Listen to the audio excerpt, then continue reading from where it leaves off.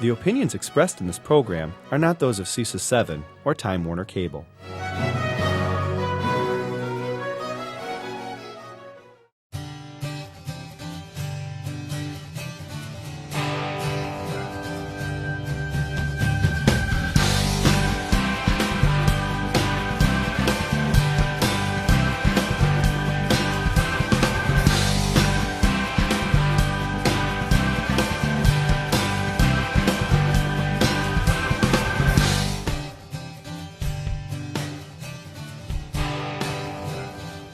What's your tomorrow?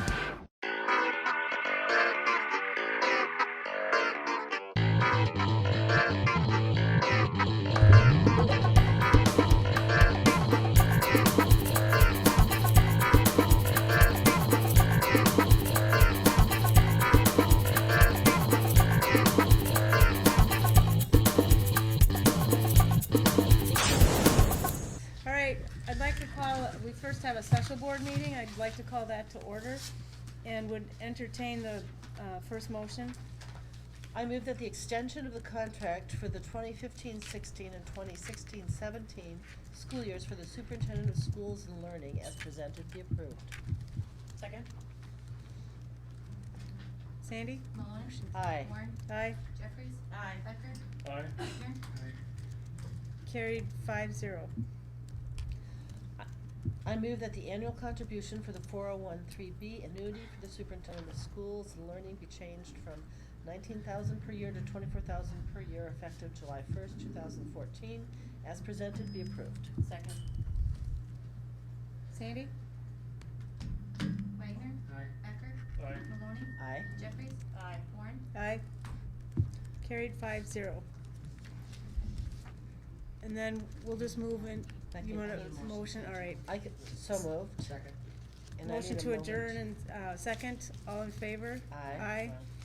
Opposed?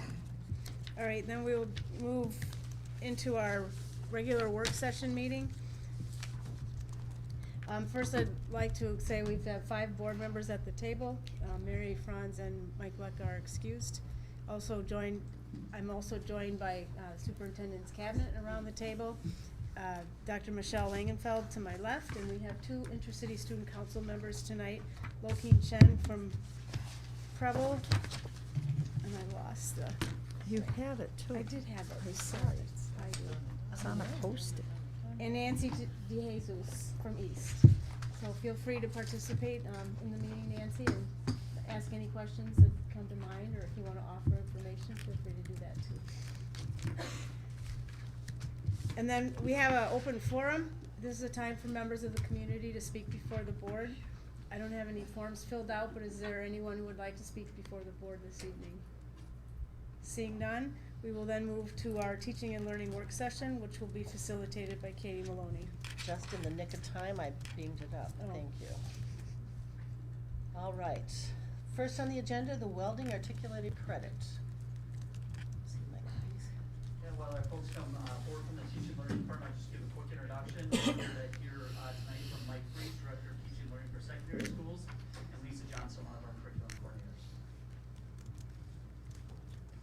Good evening, everyone. Good I'm going to evening. bring to you a few different pieces that we request governance action on. First, welding articulated credit. Essentially, we are always looking for opportunities within our courses, within the scope and sequence of our different departments and across departments where we can look for opportunities for students to demonstrate greater college career readiness. And one of the ways we do that is by offering concurrent enrollment program courses that are taught by our high school instructor, but result in the students getting college credit.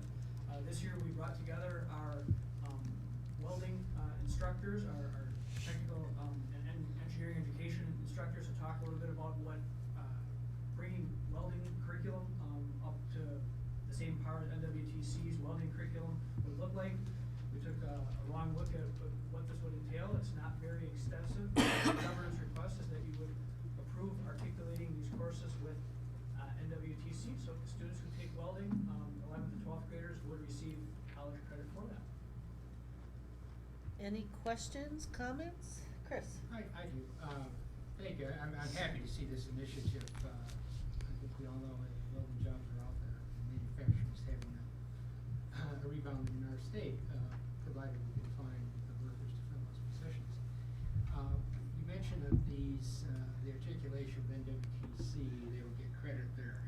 do the students have to pay for that credit, or is it given to them by NWTC then?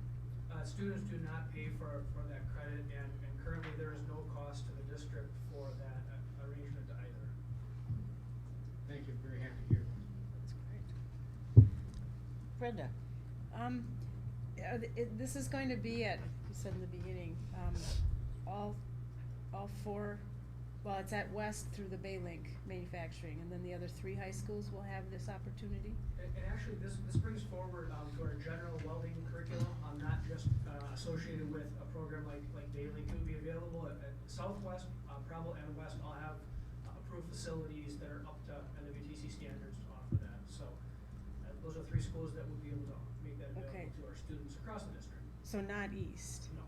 Because our document has East as the Right. school in the background. Oh, The second paragraph of the first page, background. I apologize, that is a typographical That's supposed to be error. West? My part, Okay, yes. yeah, because then it didn't jive with who was getting professionally trained, so that's a little, My apologies. Get that fixed. all right, thanks. Any other questions or comments? Michelle? Just as a follow-up, I think that the piece for anyone, the credits are actually taught by our staff. However, they are trained by the college to make sure that they have the rigor. And I think that's how we are able to do this at no cost to the student, the district, and the university. That's their gift to our kids. So it's a very nice partnership. So thank you for that. Absolutely. Back to the East piece, if I may, is it likely to eventually be extended to East as well? I mean, as part of, it seems like it would be compatible with their automotive program. Well, I think it's dependent on a number of factors. One of the things we're trying to be very mindful of across the organization is making sure things that are offered are viable and can Right. run. And so because of, when we look at costs for facilities upgrades and other programs that we're attempting to support, and then continue to work on how we can support transportation throughout the district for students to access different programs. Okay. Those are the sorts of factors that we look at. Doesn't preclude us from looking at the future, but at this time, these 3 schools are the most natural place because of their upgrade facility. Right, no, and I appreciate that approach, but I just wanted to not Yeah. close the door on. I think under the leadership of, well, really many people here, but Kim Powell, Lori Peacock, Mike, Lisa, we've kept this conversation alive, and I think that Good. that's a really important piece, and they're working with the teachers to continuously review those and look at what options are current that we need to sustain and put resource to making sure that they sustain what the original intent was as well, and supporting our teachers through that process as well. Resources is one piece, but also the professional development to be able to teach the courses is another part that we're continually reviewing as well. Okay. Anything else? Hearing none, we'll move that forward. Thank you very much. Thank you. The next item on our agenda, Advanced Placement Physics 2 curriculum. And I have with me tonight Lisa Johnson, who will speak to that in greater depth. Thank you. So last year we brought to you AP Physics 1. As you know, the College Board has been working to redesign their courses. And so now we bring to you AP Physics 2, which is the second semester of a college physics course. And this course will allow kids to earn a full year of college credit in physics. The new course it really is the continuing breaking up of AP Physics B, which we broke up last year, and this is that second half that's spread out over a full year. At this point, in terms of governance requests, we are requesting the adoption of the course and the corresponding professional learning that will go with it to train our teachers in AP Physics 2. Questions? You Yes, said it Lakeith. was a high school semester course for a 4-year college credit, is that correct? It's the second semester of college, Yeah, okay. of course, but it is a full year. That is high school. Oh, okay, I see. Yeah. Any other questions or comments? Hearing none, we'll move that forward. Thank you. Thank you.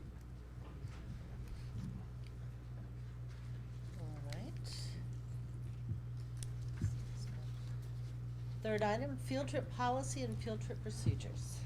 Good evening. All right. Good evening. We're bringing to you an updated recommendation to the field trip board policy. We currently do have field trip board policy, but this is a significant upgrade recommendation. The policy comes to you as a result of a thorough process that included many stakeholder input in the form of students, parents, teachers, and administrators. We spent nearly a year reviewing the district policy, looking at model board policies, and asking for stakeholder feedback in response to drafted board policy. I'll provide a few highlights just to draw your attention to some things, and then if you have questions, we'll open it up at that point. This policy calls out 4 specific categories. The 4 categories are daily field trips, overnight field trips, travel abroad or foreign travel, and co-curricular events. The policy stipulates that field trips should be extensions of the classroom, not otherwise duplicated within the school. Clearly puts an emphasis on the academic enrichment opportunity. The policy also stipulates that students with behavioral challenges or needs should not be withheld from the academic learning experience. We felt that that was important. Furthermore, it talks about field trips not being used as an incentive or a leverage for students. The policy is organized by defining the type of the field trip, by putting guidelines in place, and also putting into place authorization mechanisms as well. When the policy is approved, we will implement a professional development plan and approach with our principals, create associated workflows, and ensure that proper permission slips are in place as well. In conclusion, I would like to draw your attention to a typographical error under the section of travel abroad. In the section under guidelines and authorization, we inadvertently used the Board of Education as language in place of the superintendent / and or his or her designee.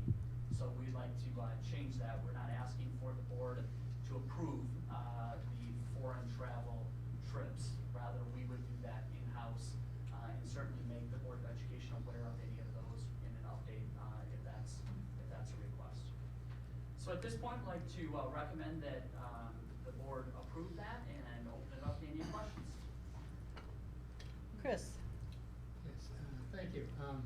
In terms of travel to other countries, we often have staff that will, on their own, do that, which I think is very nice because it's not easy to chaperone youngsters down the block, let alone to another country. And it is quite a learning experience for those students. In any event, is there anything here to preclude teachers from doing that? Any hurdles they have to jump over in order to continue to do that with this policy? Nothing comes to my attention, Dr. Wagner. I think in the policy, we call out the process for fundraising in relationship to these, and the process of how folks would go about the approval, of getting that approved by the building principal. We believe that there is a place for foreign travel. We've called out an appropriate age group, and that would be mainly for 9th graders. We've even clarified that it would be kids that have finished their 8th grade year and going into their summer of their 9th grade year. And that would be part of oftentimes our world language departments that are doing those trips. So we would certainly work with the principals and those department chairs to make sure that any unforeseen circumstances would be able to be addressed as well. One of the big things that we really want to emphasize is the safety piece. So we want policy that supports that and have permission slips and request forms that align with that as well. Brenda? Couple things I already asked Mark about a couple of these, but in the page on the rule, first page, under daily field trips guidelines 2A, field trips are to be planned and budgeted during the year prior to the anticipated date of the trip. And I just wanted to clarify that year to be school year as opposed to calendar year. Because for some trips, that's more than a calendar year ahead of time if they're looking at May. And then, sorry. And then on page 4, at the very bottom, it says, transportation of students by students and parents shall not be permitted. And can you just clarify, Mark, cause I was under the impression that we had a transportation policy that said parents could transport students, and so I'm wondering, why now we're saying parents can't transport students. I get the students not transporting students part, but. So in that particular place, what we wanted to discourage students transporting students, and then if a parent request is to transport the student, then it would revert back to that transportation policy. And we also have in there that if a parent is gonna be a chaperone, that they would then be able to transport students in that capacity. Okay, should we But then this, separate, yeah, can we separate those out then, rather than combining them? Absolutely. And then, Because it Elaborate. prohibits parents as written. yeah, Right. So taking the parents out then and having that revert back to the previous transportation policy? well, or just clarify the parent piece of it, Okay. saying, that they can, based on the, guidelines of the, whatever policy number that is. Yep.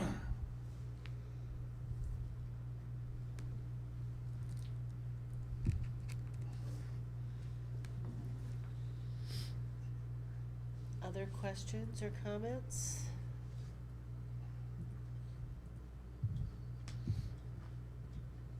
No? I would like to just give a Go little ahead. shout out. We had a really great learning experience last year. We asked elementary, middle, and high school to nominate a student and a parent to come be part of the stakeholder input session. And we had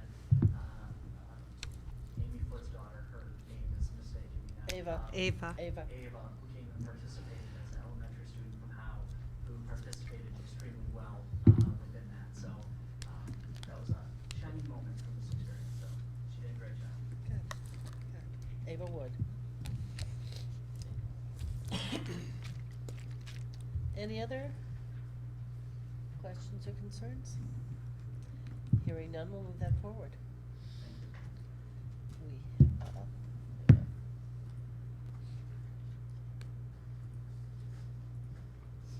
We have one more, it's eluding me, hang on.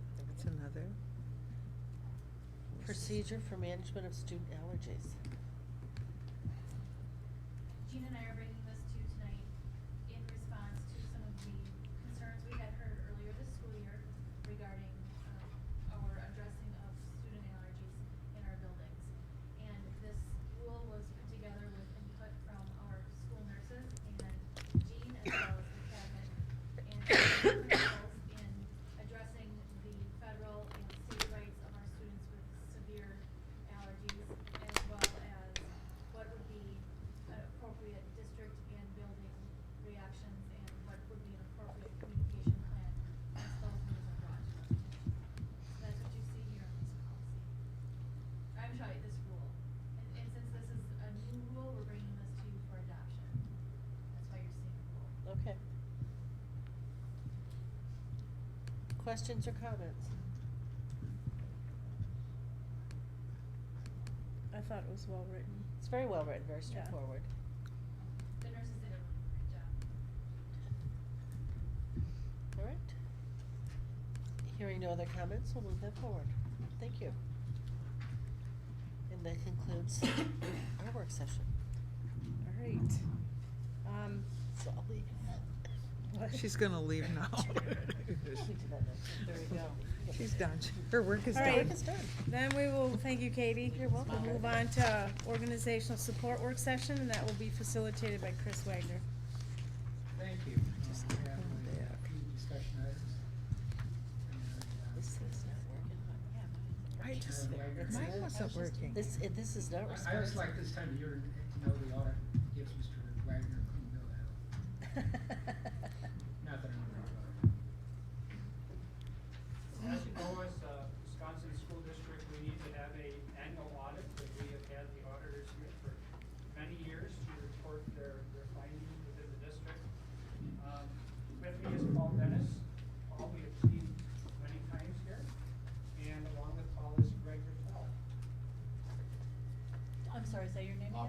the gray hair, he's still black. Yes, yes, yes, yes. And So I'm sorry, I- what's your first name? Greg, Greg. Mine? Greg? Greg. Okay. Yeah. Thank you. Take it easy, Um, you want that hair to stay black a little Yeah. bit. Yeah. Take it easy. Within your packets, I sent you a Get copy mine of open. the letter from the auditors and some financial information, and we will be going through that, as well as, providing information on other areas within the audit, and then if there are any questions, certainly we will have the experts here.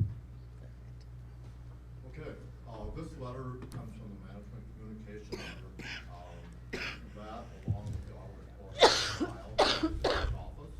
So what we're trying to do is summarize the results of the audit report in the management communication letter.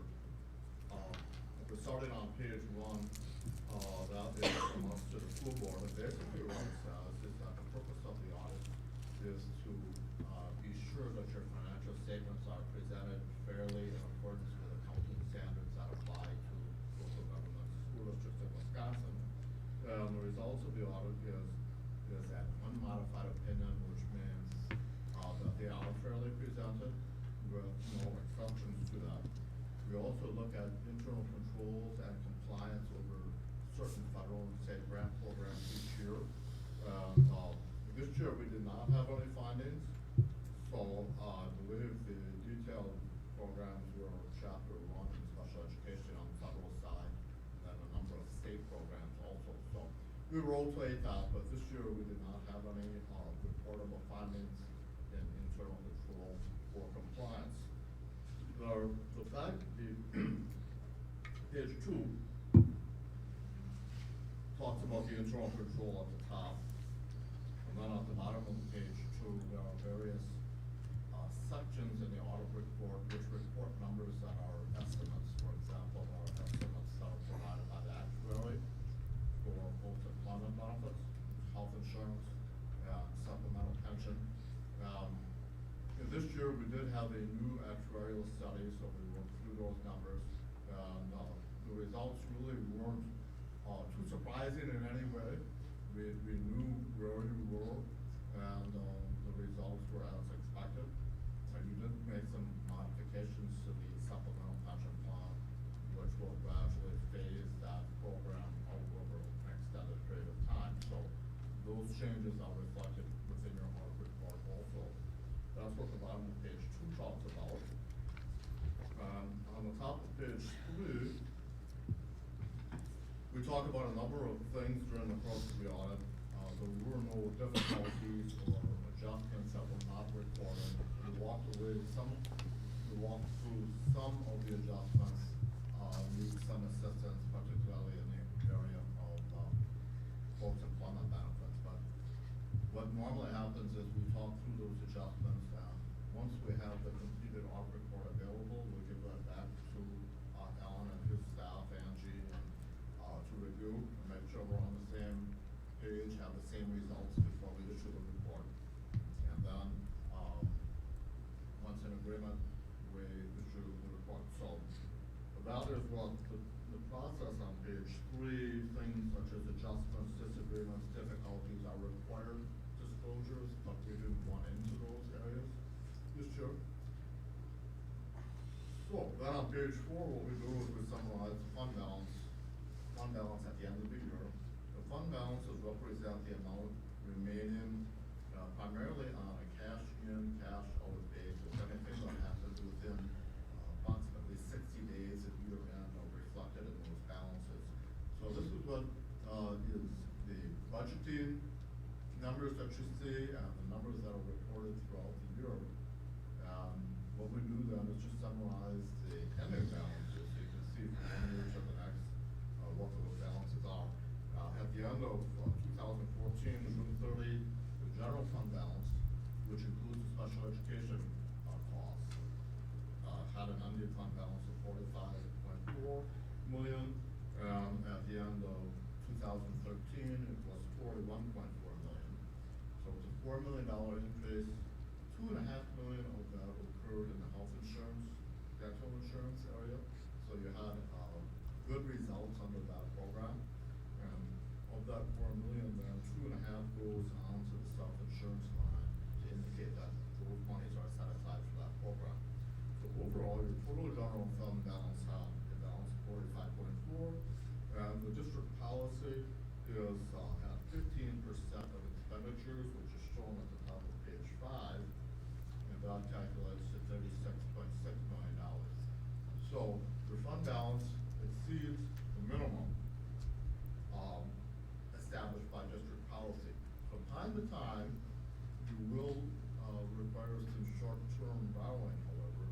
As you can see, the unassigned amount is 32 million. So 32 million is less than the 36, but in total, you're over the minimum requirement. So you're in an excellent financial position. You may, from time to time, still need some short-term borrowing just because of the timing of expenses and the receipt of funds. So that's the general fund balance, which includes special education. Other fund balances of significance, the debt service fund balance is at 1.8 million. And that 1.8 million is basically set aside for principal and interest requirements of the district that occur prior to the current year tax levy receipt. So in January, you received your first receipts for the July to June fiscal year. Prior to January, state statutes require an amount to be set aside for principal and interest prior to that date. So that's what the 1.8 million is. It's really driven by your debt service schedule more than anything else. Your capital projects fund represents the proceeds of borrowing that had not been expended. And you actually receive the current bond issue, or the bond issue that was approved in late June, I think it was right around June 25th. So you can see that the total amount of bond issue is basically been received but not expended in the 5-day period. And those monies are then tracked within the capital projects fund to be sure that they meet the requirements of the bond issue as well as documentation requirements. At the bottom of page 4, we talk about why there is a need for a fund balance.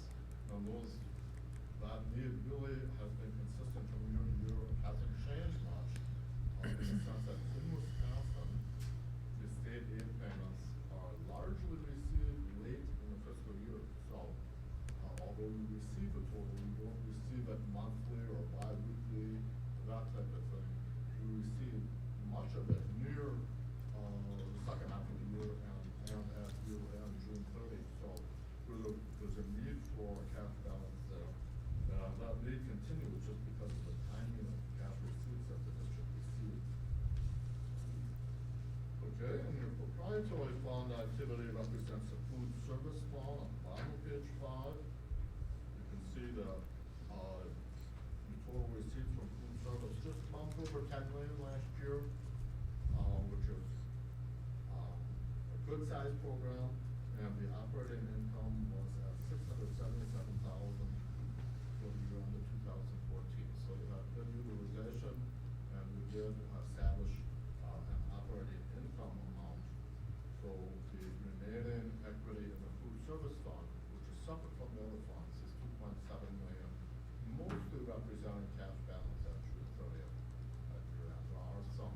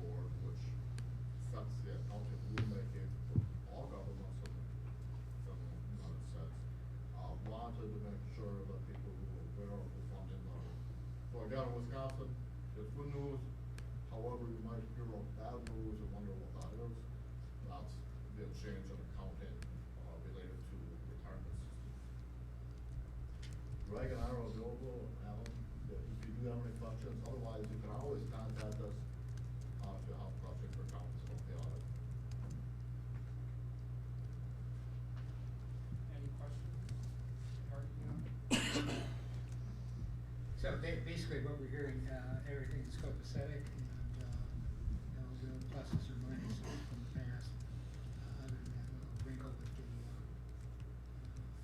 retirement plan, which certainly makes sense across the country. But other than that, we're very good shape. Is that a fair statement? Very good shape. Good answer. Good. They're all smiling. They are smiling. That's good. Smiling is good.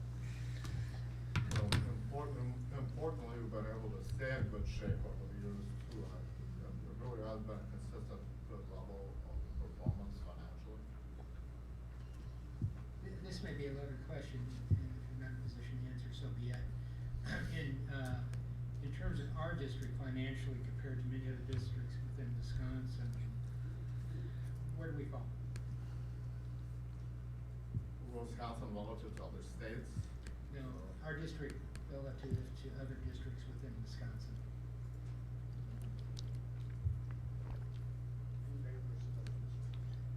I mean, when I look at the 10 largest districts, you know, we have a very high bond rate. Right. Our fund balance is very healthy. I think our cost per student, given the look of Green Bay, I think we compare very well to the 10 largest districts, and that's the ones that I usually do my evaluation against. We normally look at, in addition to the cost per student, we normally look at the level of fund balance, whether you're funded and unfunded liabilities. So pension liability is always a big one, but other post-employment benefits such as health insurance and stipend programs after the end of working years, what type of liability is that? The conference, I was at a conference in September with the 3 rating agencies, Moody's, Standard & Poor's, and Fitch were all there, and they were talking about the change in pension reporting, retirement systems. They were pointing out, they didn't know there were Wisconsin people in the class, but they were pointing out that Wisconsin does have one of the top 5 funded programs, and some of the larger states do not. They also had some discussion relative to the lowering of interest rates on debt in general. When you look at your footnotes, you'll see that most of your debt is near zero or very Right. low, We have real low interest. which is good. Mm-hmm. And thirdly, they talked about certain communities in states which had to file bankruptcy. So we were in the city of Detroit, and we had certain communities in California where bankruptcy was filed. And they were actually following what debts are likely to be kept and which debts are likely to be thrown out by the bankruptcy crisis.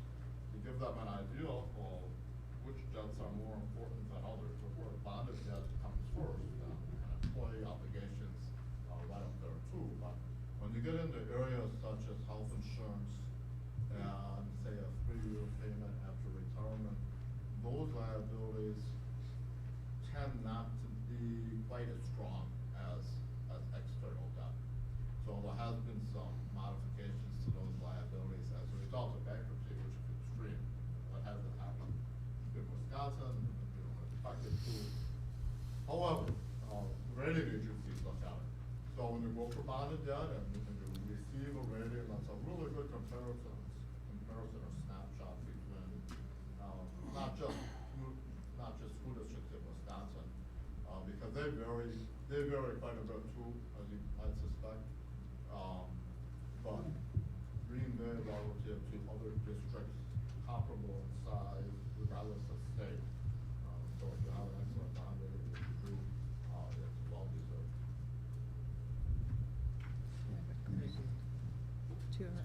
Okay. I don't know who's calling. I'll call her. Okay. Michelle. Could you speak to, the fund balance is, the policy is a minimum of 15%. As we look, and there's a lot of conversation out there about fund balances, and the short-term borrowing is obviously something we have great concern about. Huh? I just, there's a lot of discussion about what percentage is the right percentage. What parameters would you, just as in your shoes, in what you do, what are the things that as we have this conversation with the community about our fund balance, what are some best practices around fund balance? Or is there a percentage that in the private sector you would say this is where you should be? Or could you speak to that? We started this comment at the bottom of page 4 on your Yeah. outline. Right. Really was intended to be a best practice. Okay. Started in the mid to late 80s when we had focused on the level of fund balance. Actually, at that time, the Green Bay district fund balance exceeded 25%.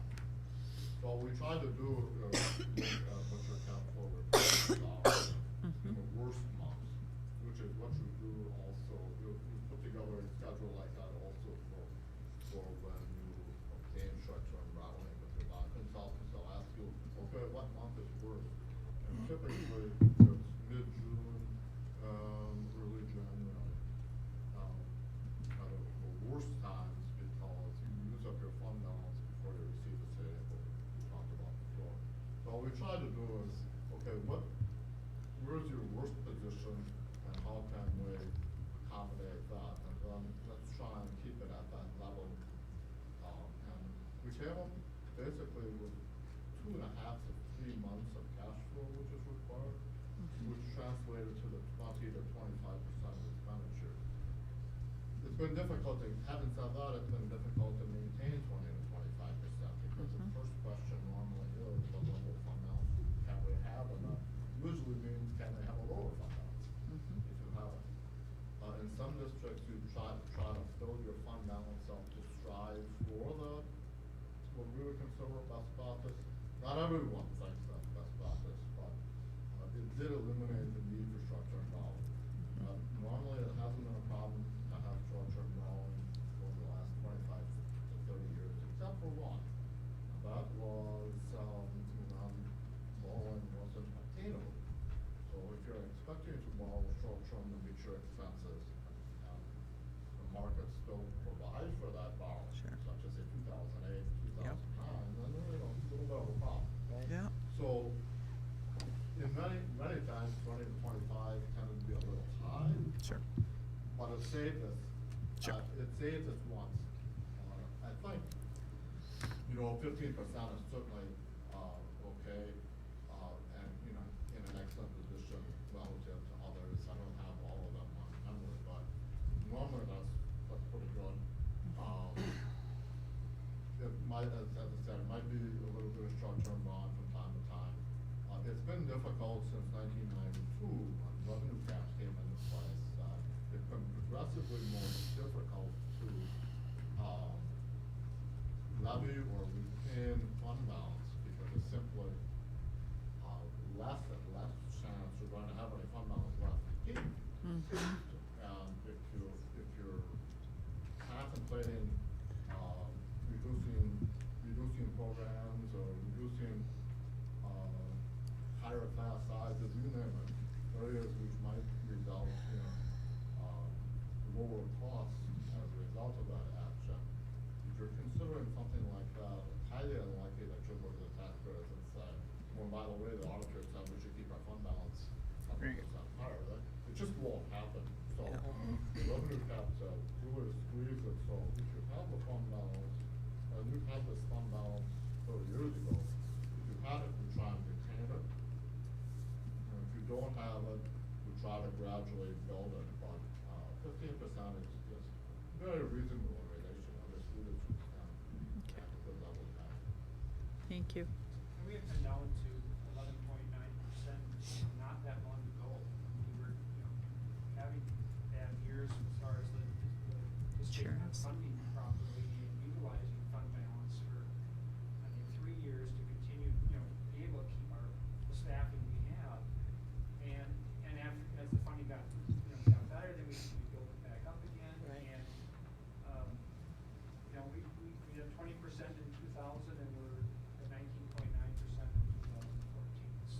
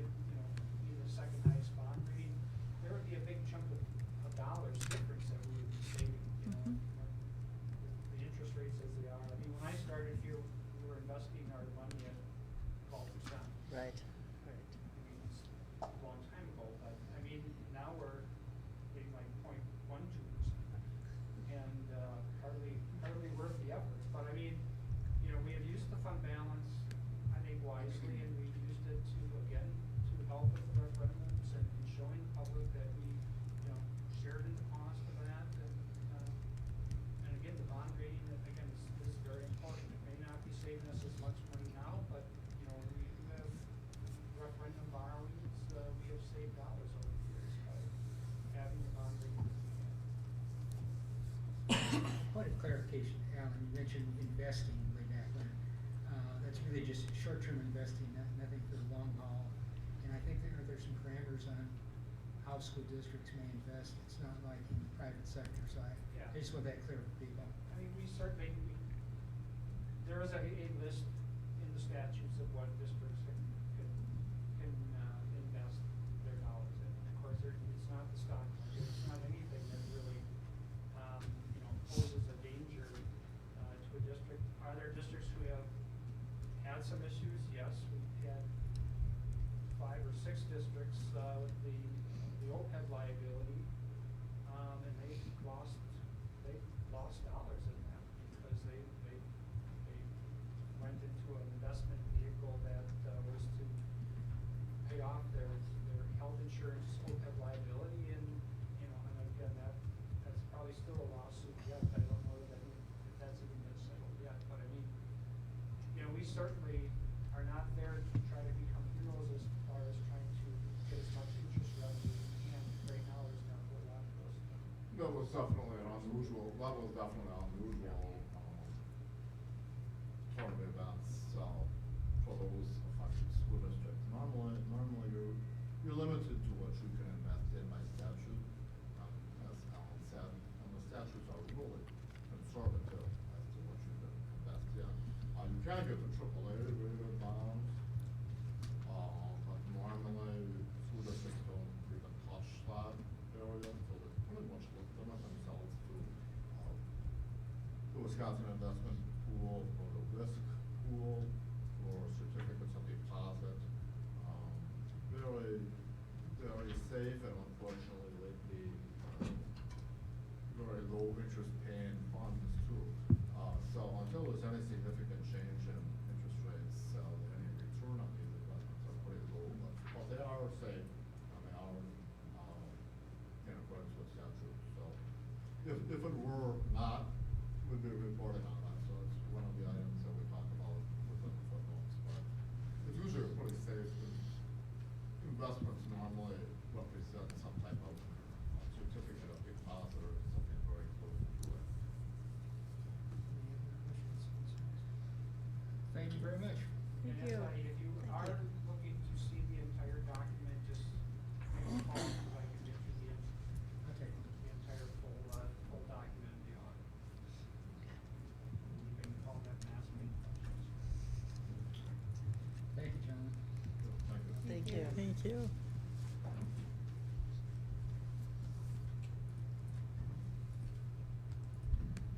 Next, we have a report from Ms. Marsh. Retired. Okay, very good. I wanted to go through with you some of the things that we've done. Alan, in sorry. Do you have a microphone?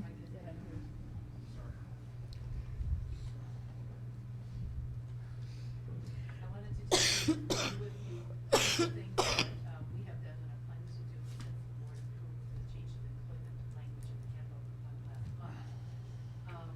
Well, you may have seen that Michelle did a podcast, which was included in the Friday staff school to all employees, explaining the change and the reason for that. And I think that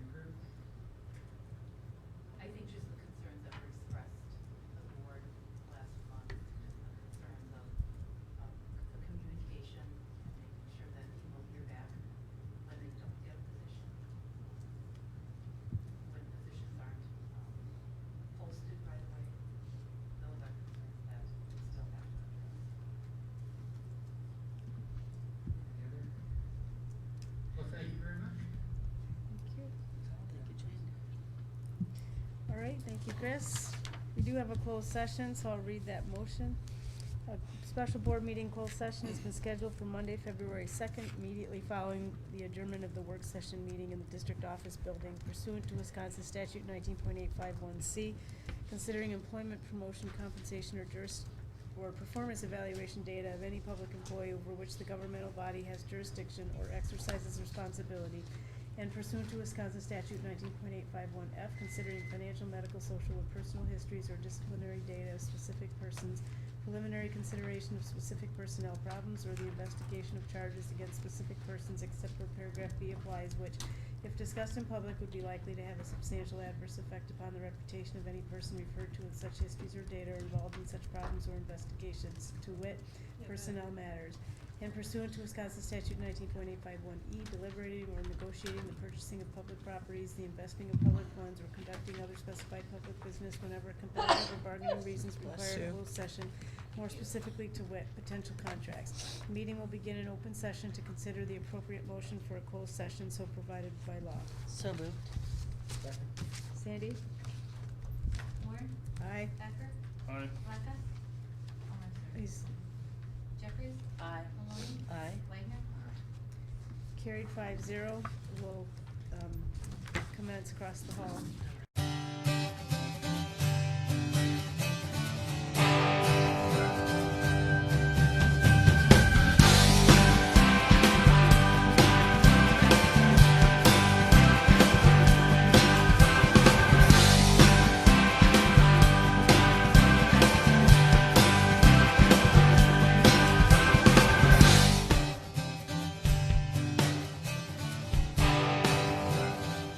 What's your tomorrow?